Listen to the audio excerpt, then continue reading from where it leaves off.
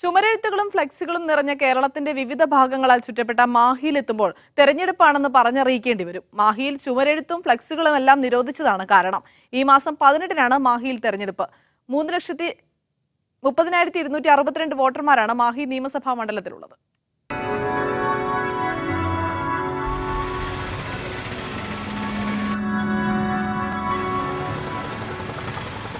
തമിഴ്നാട്ടിലെ പുതുച്ചേരി മണ്ഡലത്തിൽപ്പെട്ടതാണ് മാഹി.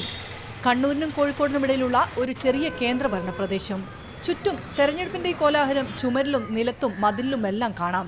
പക്ഷേ ഇവിടെ എത്തുമ്പോൾ അതിനെല്ലാം നിരോധനമാണ്.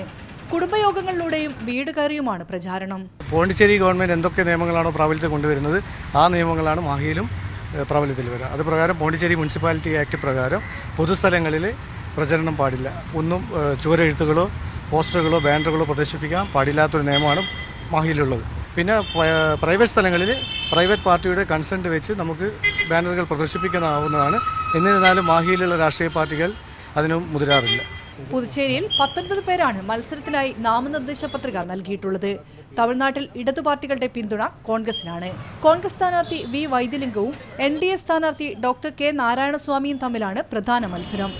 ഏപ്രിൽ 18-ന് നടക്കുന്ന തെരഞ്ഞെടുപ്പിനായുള്ള ഒരുക്കങ്ങളിലാണ് മാഹിയിലെ ഭരണകൂടവും. മാഹിയിൽ നിന്നും ഷിബു ചേടിച്ചേരിക്കൊപ്പം ഷിത ജഗത്, മീഡിയ 1.